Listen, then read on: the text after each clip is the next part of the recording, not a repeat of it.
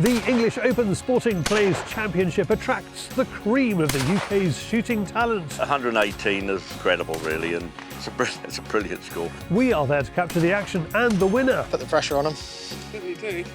Jaf Jefferson has a go at getting a qualification in airguns. That's the first time I've passed something since my driving test. Ian Hodge has a couple of PCPs for less than £500 to compare, and David is on the Fieldsports Channel news stump. Welcome to Fieldsports Britain.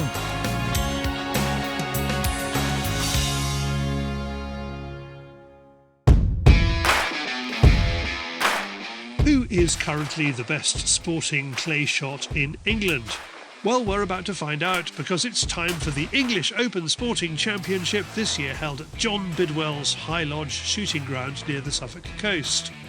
Last year's event at Durbridge provided a last-minute drama as Mark Windsor swept in right at the end of the final day to beat James Bradley Day's score of 117, which had held the lead all through the week. This year's championship is shaping up to provide a similar level of drama. Phil Gray missed just 2 clays on day 1 of the competition to post a phenomenal 118 out of 120. More than 1,000 competitors have tackled the course through the week, and so far no one has come close to Phil's score. Not even top names such as Browning shooter Sam Green and George Digweed. Unlike the Worlds and the British Open, the English Open is decided on a first past the post system. So, with a good few top shots still to compete, anything could happen. As always, on the final day, quite a few of the top shots out at the moment. Obviously, there's a high score put in on day 1, which was an incredible score from Phil. When we went round and tested the course, we always do, and we try and take out a variety of shooters, of abilities to test the course, because obviously the course has got to be for everybody. It's not just for the treble A top shots, and I don't think anybody saw that score out there for it, for the type of targets and the course that's been set by Andy and John. So a phenomenal score, but I'm sure, when you look at some of the shooters that are out there now, we'll see what happens. If you think back to the English last year, exactly the same thing happened on the last day, the very last squad. Mark came in and took the title by one target. So who knows? Ground owner and former champion John Bidwell reckons Phil's score will take some beating. Well, that was something else. Yeah, I thought 115 would be the top, and that's where we sort of aimed it for. But 118 is incredible, really, and it's a brilliant score. But at the end of the day, the shot has to go somewhere, I've always said, and have a bit of luck on the day, and you can do it. We've seen it all before. Who knows? But I think that's going to take some beating. When that's on the board, you're halfway there with it, I think. I think he's feeling pretty confident about that anyway. We tried to put on a steady shoot, nothing too hard. So we try and, get it so, it's enjoyable. That's the main thing. It's got to be a competition, of course, but the winners will always win, and the top boys. I don't worry about them too much. They look after themselves. But it's very difficult to get the balance right, and I think we've got it right again. I've had some lovely comments, and it's been fantastic. When you see it all come together, and you get the weather, of course, that makes it.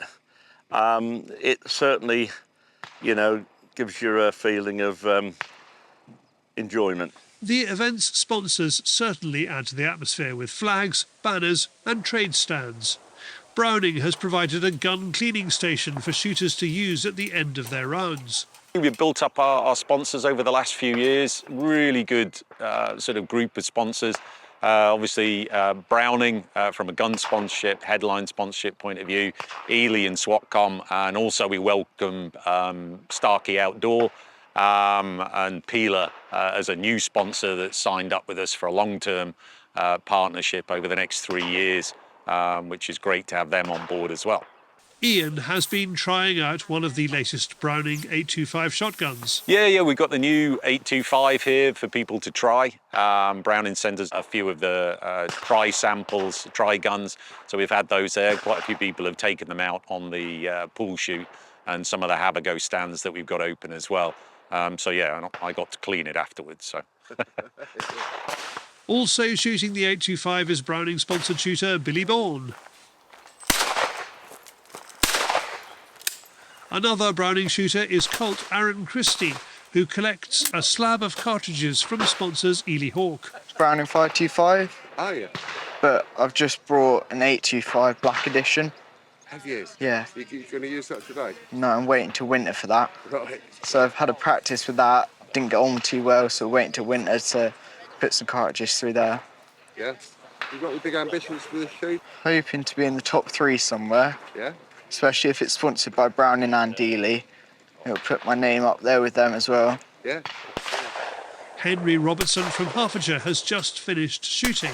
Yeah, so I love shooting the bigger events. You've always got really nice targets, really good layouts, and it gives you a nice variety of different targets, so it's really good to shoot the large ones, I think. What do you make of these then? Towards the end, my score did drop a little bit, but it wasn't too bad, but some really good targets, really good variety, and really well laid out course from the course setters, and really good job. Yeah. And not a single stop, which is very lovely, really nice. Yes, that's always nice. But yeah, really well shot. I love shooting my Browning 725. Shoots really well. And yeah, it was a really nice day out. So I would recommend doing it again. Back out on the course, the last few squads are shooting their way around. Among them are several former champions. So Phil Gray's 118 could still be beaten.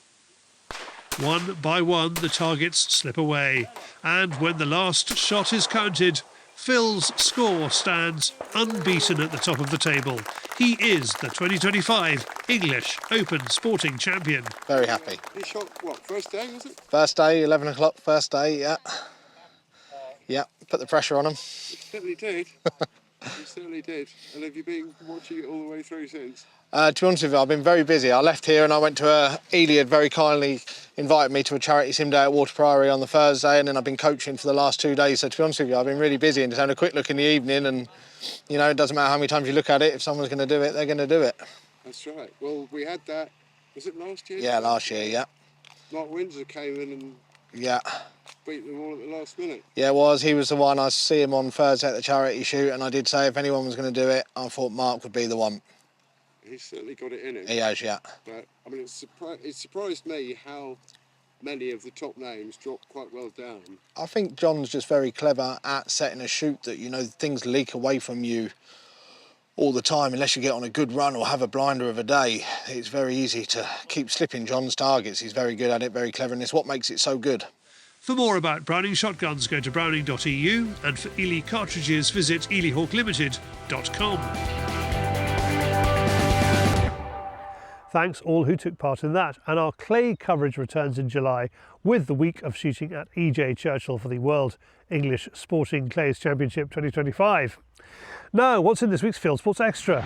The story of the boat behind the man, and an American goes deer stalking in the UK. Awesome. This week's Fieldsports Extra prize draw is for a set of knives from GameLarder.com. Here's Kai Ap Bryn to talk about them. So this week we're giving away a set of knives from GameLarder.com. I've got some beautiful ones here. I've got a small boning knife, got a giblet knife, got a bigger butcher's knife. There's lots. So they're really sharp, they're really good, and I'll be using them for a deer butchery soon. Thanks, Kai. Find out how to enter the draw in Fieldsports Extra, the exclusive behind-the-scenes show for members that goes out to them on Tuesday nights. Link to membership below. Now with insurance and with Layla from the Fieldsports Advice Bureau, FAB. Next up, the flashing steel that is David on the Fieldsports Channel News Stump. This is Fieldsports Channel News. If you ever doubted it, scientists have now proved that gamekeepers are good for uplands. A new report launched in Westminster by Northumberland MP David Smith explains the vital role of gamekeepers in fighting wildfires and protecting heather moorlands, as well as supporting the economies of upland communities. Professor Simon Denny's report, The Grousemoor Gamekeeper in England in the 21st Century, is the first academic study to gather detailed information about the economic, environmental and social impacts of gamekeepers and their work. So we are no longer just the gamekeeper in tweeds. We're the educator, we're the first responder, the wildlife warden, as we've seen over the spring, the wildfire fighter. It's an in-depth look at the social, economic and environmental benefits of gamekeeping and upland game management. Police have seized guns from a Member of Parliament. Rupert Lowe MP, who is in dispute with his former political party Reform, says he arranged voluntarily with the police to give up his guns. Despite this, armed police arrived at his home unannounced. 3 vehicles with 4 armed officers came to his farm late at night, confiscated his guns, loaded them into a wheelbarrow and left. The Badger Trust and Wild Justice are hoping to take money off DEFRA. The 2 organisations have won permission to challenge badger culling licences in the High Court. They say that Natural England granted 26 supplementary licences to allow farmers to kill badgers between June and November 2024, against advice from its own scientists. Solicitors Lee Day say it's progressing a claim against the government. Thanks to Phil Monkton for the story. Fear of war is providing a boost for the UK gun trade. The UK government has reaffirmed its commitment to strengthening domestic firearms manufacturing. Minister of State for Defence Maria Eagle, who is anti-hunting and shooting, confirms she will preside over one of the biggest investments in firearms manufacturing ever seen in the UK. Among new facilities, German defence firm Rheinmetall plans a gun barrel manufacturing centre with up to 400 jobs at the Hadley Castle Works in Shropshire, part of a wider £400 million investment in the UK. An ex-mink hound pack that now hunts rats and rabbits was recently sabbed and set about finding out how. It discovered this tracking device under one of its followers' cars, located just under the driver's door. It advises other country people to check their vehicles regularly, as SABs arm themselves with new technology. There's a campaign to add French hunting to UNESCO's list of intangible cultural heritage. Hunters across France took part in a social media campaign last Saturday, the 17th of May 2025, calling for greater recognition and protection of their way of life. The Fédération Nationale des Chasseurs organised a nationwide action, which invited hunters to visit their local mayor's office, pose for a photo with the movement's new manifesto, and share the image on social media, using the hashtag La Passion des Territoires. So the French have recognised the threat to their rural way of life and have just demonstrated what can be achieved through effective action and standing up for your beliefs. What happened to the fight in rural Britain? What happened to our hunting charter, where we said we would defend it till the last? The UN plans to run a widespread cormorant cull across Europe. Animal rights organisations oppose the UN's Food and Agriculture Organisation recommendation to reduce the species' impact on fish stocks across Europe. In 2018, the UK's Angling Trust urged fisheries and fishing clubs to submit more applications for licences to control goosander and great cormorant numbers, generating an outcry from antis. Parks Canada is on a mission to help wildlife with fire. It recently conducted a 65-hectare prescribed burn in Banff's backcountry to restore meadow habitats. While the UK government remains politically opposed to prescribed burning, Parks Canada is carrying it out to help rejuvenate the landscape, creating better grazing areas for grizzlies, bison and other animals, and to create fire breaks. And finally, an Australian MP has put out a film about invasive carp. Helen Dalton MP calls the carp the rabbit of the river. She is promoting the work of the Victorian Fisheries Authority, which wants to introduce a carp virus to bring down numbers. It's allowed to do that, she says, under the Federal Biosecurity Act 2015. The VFA and NSW Fisheries are preparing a plan for a controlled trial of the carp virus. Thanks to Richard Walton for the story. You are now up to date with Fieldsports Channel News. Stuck in the stories, fishing for facts.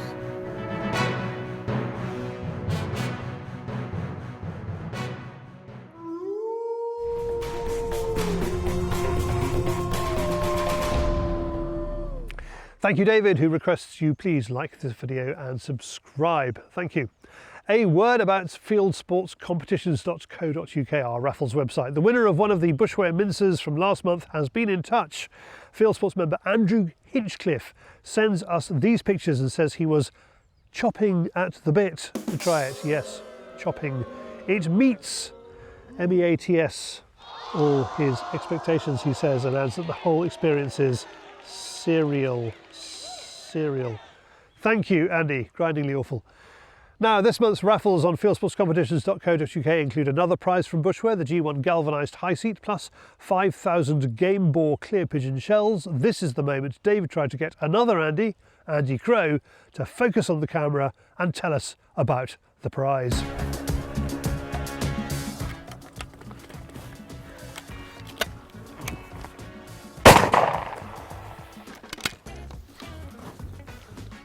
What's on offer, Crowy, in the Fieldsports competitions? There's for how many shells?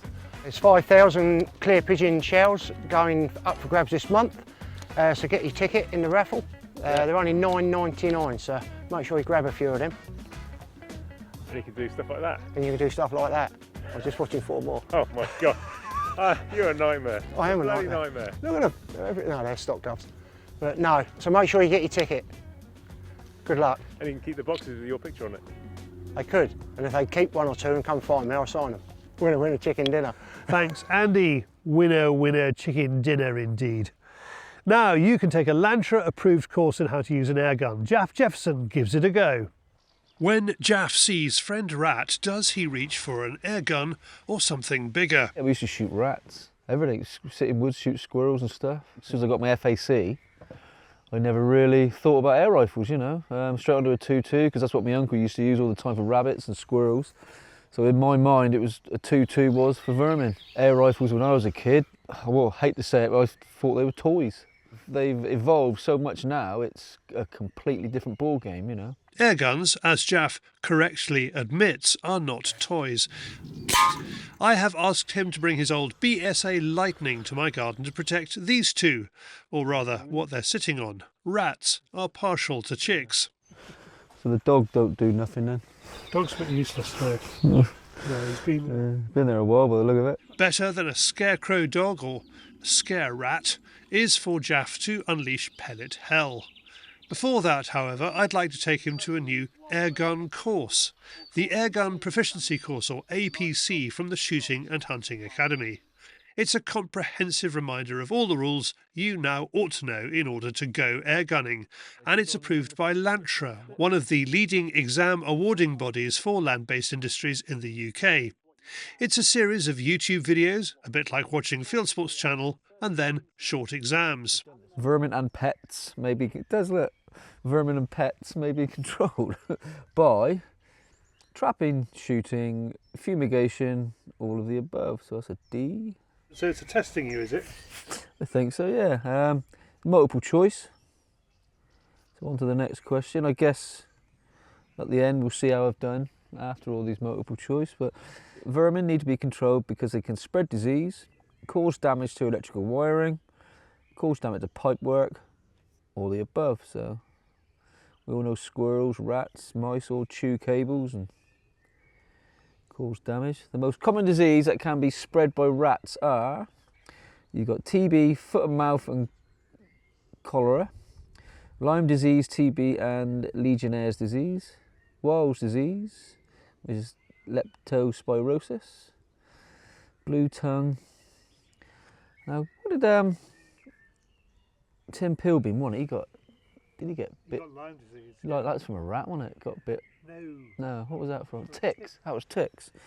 Yeah, so. I'm not going to help you. No, it's Weil's disease. You're on your own. Yeah. We'll see at the end how good I've done. Jaf reckons that completing the course is bound to help anyone going out looking for permissions, especially teenagers. If you can show some means that you've actually sat down, done a little bit of homework, made the effort to get a certificate, to go out. I mean, once you got that certificate, it don't mean you're not an idiot, does it? I mean, look how many people drive the pass a driving test and they can complete idiots behind the wheel. This will help people that are sensible and they want to, you know, go out there and do it for all the good reasons. Back out on the rat shooting, and Jaf proves he has the shooting skills. We only get 4. Maybe the scare rat is doing its work. Maybe the chicks will be safe. So he can shoot, but does he know his stuff? The Airgun Proficiency course is £125 and you get your money's worth. It's several evenings of videos and short exams. Jaf completes his first module and clicks Submit. Submit assessment, yes. I passed. Did you? I did. Well done. That's the first time I passed something since my driving test. I've done all right, yeah. 100%, 5 out of 5. So. Oh, I'm sorry I doubted you. Well, there you go. The course could be somebody's expensive birthday present. If you click through to it using the link below, you earn us a small fee which supports our work. Thanks, Jaf. Staying on airguns, in field tested this week, Ian Hodge compares 2 PCPs you can buy, Gamo and Webley, each of them around about the £500 mark. This is the Gamo, the GX40, bolt action, safety catch there, magazine, silencer for $485. So in your telescopic sights, you've got everything you need there. So that is a lot of gun for less than £500. Obviously, you would need a pump or a gas cylinder to fill the gun. But for general pest control, you wouldn't go far wrong with that one. Yeah, Gamo, made in Spain, part of the BSA family. So though it's very good value for money, it's not cheap and cheerful. You get a good quality gun with this. This is the new Webley Eagle.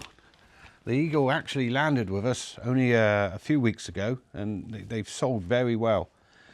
It's got the thumb hole pistol grip there, but it is wood, so it's a bit more traditional. Big bottle, so a big shot count on this one. A little bit heavier than the Gamo, but one major thing, it's got the side lever, which is, you find that on a lot more expensive guns, but it's got to go one more to cock it back. Lovely and easy to use, and yeah, it's a lovely gun. Silencer, 535, so just fraction over, but I think for that extra few pounds, you are getting a lot more gun there. If you've got money to spend on something because it's your occupation or because you like to have the good things in life, you can push up to £2,000 plus. £1,500 to £2,000, you could get a nice FX completely kitted out. As nice as this is, you get what you pay for. Once you move up, you do get the quality, the trigger pull, the amount of shots per fill. For more, visit ianhodgefieldsports.co.uk. Thanks, Ian, and that's it for this week. If you haven't done so already, please visit our website, fieldsportschannel.tv, where you can click to like us on Facebook and on Instagram. You can follow us on X and TikTok. You can subscribe to us on YouTube or pop your email address into our weekly newsletter box and we'll contact you about this show. Fieldsports Britain is at 7 PM UK time every Wednesday, and this has been Fieldsports Britain. Good hunting, good shooting, good fishing, and goodbye.